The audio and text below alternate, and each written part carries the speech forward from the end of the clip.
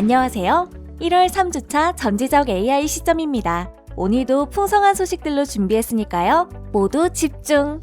12월 4주차 전지적 AI 시점에서 코덱스 은행 ETF 리포트를 소개해드렸었는데 기억하시나요? 지난 12월 미국의 물가 상승률이 전년 대비 7% 급등하여 약 40년 만에 기록적인 물가 상승을 보여주었습니다. 이에 따라 인플레이션을 잡아야 한다는 목소리가 커지고 있죠. 미국 연방준비은행에서 올해 3-4차례 금리를 인상할 것이라는 관측이 이어지며 시장 금리가 상승세를 보이고 있습니다.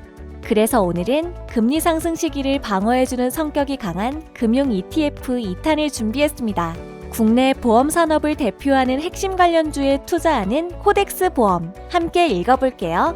보험업계는 그동안 실손보험의 지급률이 높아 손실을 보고 있어 보험료 인상을 주장해왔는데요. 지난 12월 31일 생명손해보험협회는 1, 2세대 보험 평균 16%, 3세대 보험 평균 8.9%의 인상을 당국과 협의했다고 밝혔습니다. 이와 더불어 4세대 실손보험으로 전환을 위해 전환 시 보험료 할인 혜택 등을 내세우며 구조 개선도 가속화하고 있습니다. 기존 실손보험에 가입하고 계셨던 투자자분들께서는 이번 리포트를 통해 본인의 전환이 유리한지도 한번 확인해 보시면 좋을 것 같아요.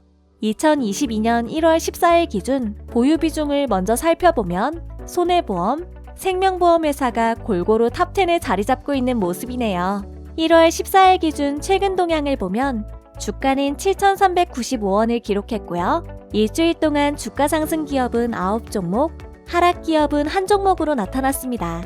일주일간 보유 종목들의 기사들을 분석하여 점수를 낸 긍부정 점수는 47점으로 긍정적인 동향을 보여주고 있고 관련 뉴스량은 지난주에 비해 소폭 감소한 모습입니다.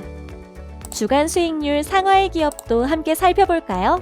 이번 주 주간 수익률 1위는 메리츠화재입니다. 지난해 보험사들이 역대급 실적을 거두면서 대규모 성과급 지급을 예고했는데요. 특히 몇 년째 적자 실적을 보이던 자동차 보험 부문도 흑자 전환이 예상되면서 더욱 관심을 받고 있고요. 여기에 카카오페이와 MOU 체결, 100억 원 규모의 자사주 취득 신탁 계약 체결 소식 등으로 투자자들의 이목을 끌고 있습니다. 주간 수익률 2위는 코리안리가 이름을 올렸네요. 지난해 금리 인상으로 배당 수혜주인 증권이나 금융주에 관심이 쏠리면서 보험주는 큰 변화가 없었습니다. 하지만 올해에는 보험주가 전반적으로 호실적을 기록하며 긍정적인 평가를 받고 있죠. 특히 코리안리는 지난해 말에 신한라이프 생명보험 주식회사와 5천억 규모의 공동제 보험 계약을 체결하였는데요. 이번 계약을 시작으로 앞으로 어떻게 성장해 나갈지 기대해 보시면 좋을 것 같습니다. 마지막으로 주간 수익률 3위는 DB손해보험입니다.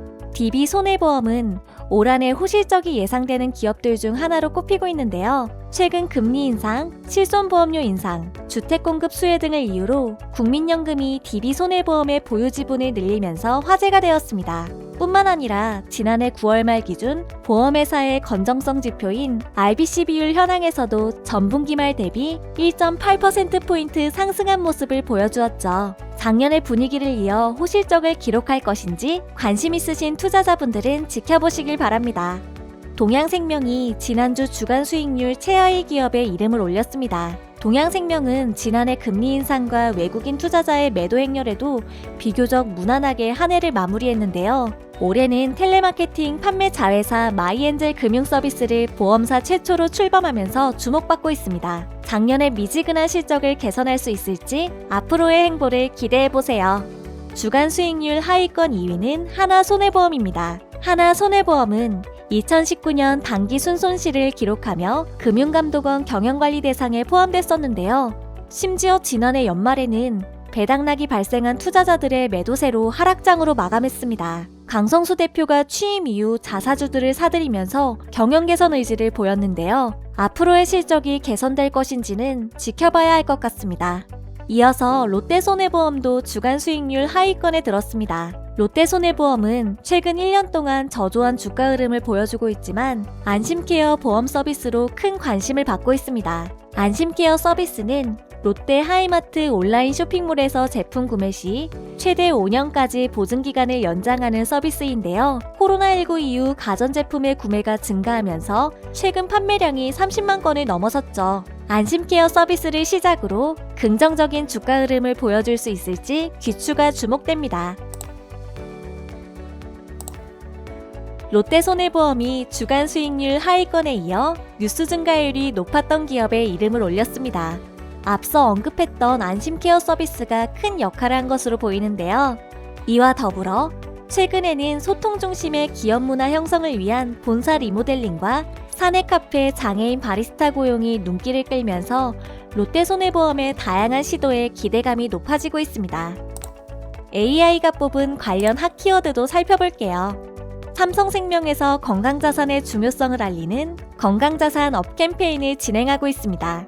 이 캠페인은 바른 습관 형성을 통한 건강관리와 예기치 못한 질병이나 사망에 대비하기 위한 보장 준비, 노후에도 안정된 생활을 이어갈 수 있는 노후 자산 준비가 균형적으로 이뤄져야 한다는 점을 강조하고 있는데요. 건강과 노후 대비에 관심 있으신 분은 주목해보시면 좋을 것 같습니다.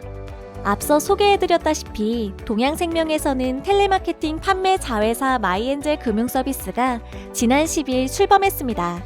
사내 텔레마케팅 조직을 분사해 만든 조직으로 자본금 100억 원 규모인데요.